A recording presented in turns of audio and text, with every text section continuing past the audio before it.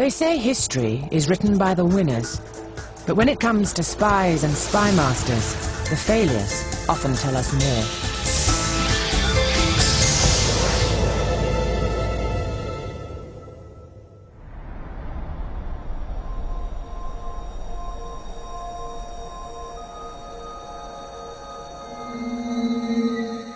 Of all its responsibilities, the most important task facing a nation's intelligence service is to warn of imminent attack. Never more so than in today's high-speed world.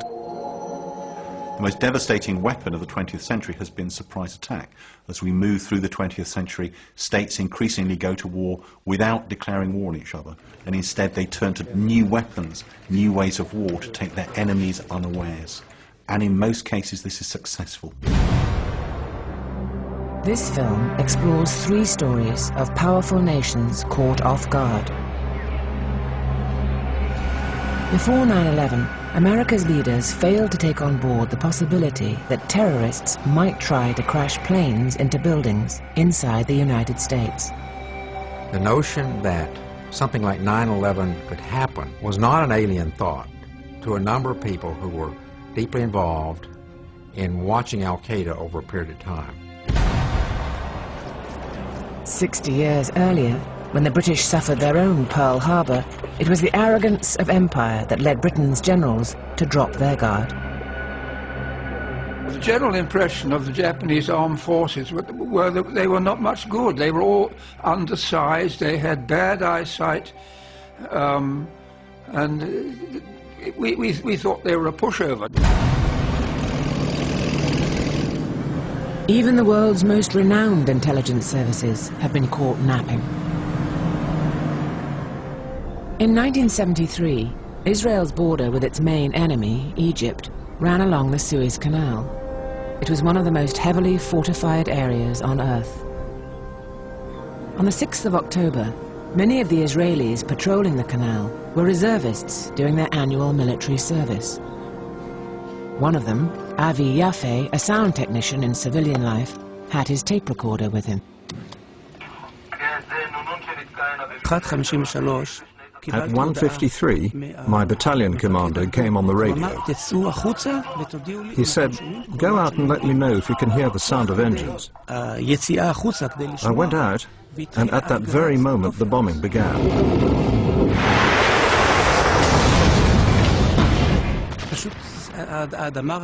The ground shook. The war had begun. But Israel was not ready for war. This would prove to be the greatest intelligence blunder in its history. In the next days, its very survival would be in the balance.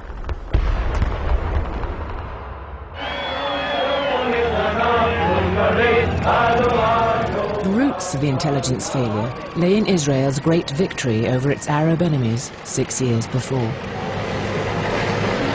Hero today of the Jewish peoples, General Moshe Dayan, the architect of the swiftest, most overwhelming victory of all time.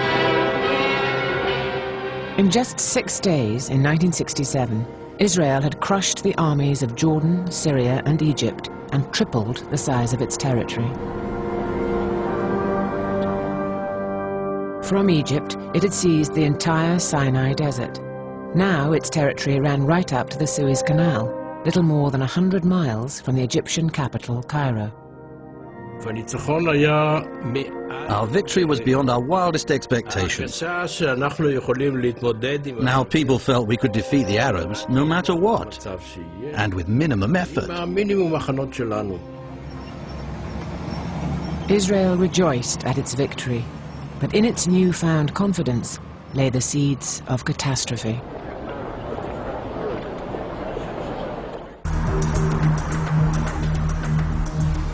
In 1970, 3 years after its humiliating defeat by Israel, Egypt got a new president, Anwar Sadat. He was forever claiming that his armies would soon take their revenge against Israel. Our intelligence people said that Sadat had no charisma, and they said that he was incapable of deciding anything. He was seen as a bit of a joke.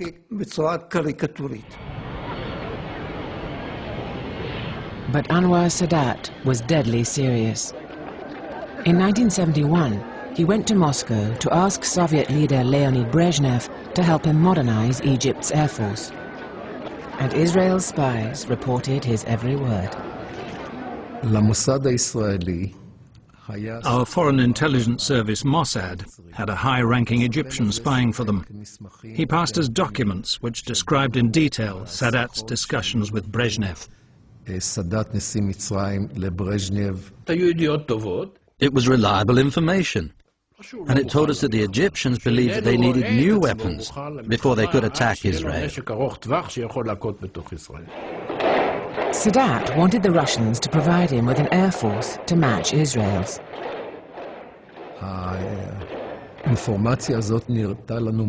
This made perfect sense to me because Egypt wanted to reconquer the Sinai, which is a desert. But they could not hope to win a desert war as long as we had control of the skies. Israel's intelligence chief got good news. The Russians refused Egypt's request for new aircraft. So Israel was safe from Egyptian attack. Or so they thought. But Sadat was determined. Egypt would have to find a way without Russian planes.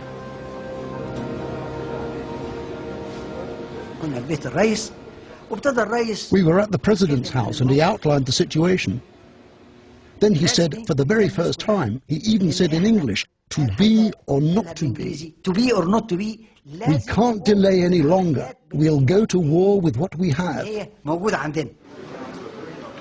Egypt's chief of staff was required to come up with a war plan which required no new weapons. Our plan was to go only about 12 kilometers into the Sinai, no further. Everything else followed from that. By advancing only 12 kilometers and stopping, the Egyptians aimed to establish a foothold in the Sinai desert while staying inside the protective cover of their anti-aircraft missiles. We'd make up for the weakness of our air force by deploying SAM missiles. Then we wouldn't need a strong air force. This time, Egypt kept its plan secret from Israel's spies. So from then on, Israel's reading of Egypt's war plan was out of date. The Israeli army only thought in terms of Egypt launching all-out war. Neither the army nor the intelligence service ever considered that Egypt might change its plan. To succeed, the Egyptians needed to move a huge army to the canal without alarming Israel. From their lookout posts, Israeli troops could see every movement on the other side. The Egyptians could not hide their troops, so they set out to hide their intentions. Between October 72 and October 73, we mobilized our forces 23 times. So the enemy got used to our troops moving back and forth. In April 1973, Israel's spies warned that Egypt really was about to attack. Only the head of military intelligence, General Zaira, dismissed the warning. All the same, the Chief of Staff called up the reserves. But there was no war. Then people said, why did you do that, when the head of intelligence told you there'd be no war? This greatly strengthened Elizare's position and prestige. After that, whenever this question came up, no one dared to contradict him.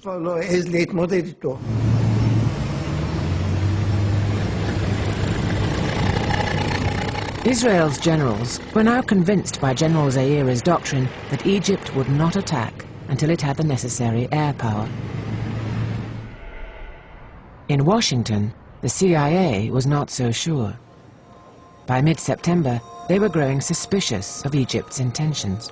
The CIA analysts, and I was one of those analysts, thought it was time to use the liaison channel with Israel, and we got back a response that was kind of severe in terms of, we think you're overreacting, we think this is a very extreme interpretation of the intelligence. And this had a tremendous impact on CIA's Arab analysts, the ones who covered the Middle East, that if the Israelis, if they're not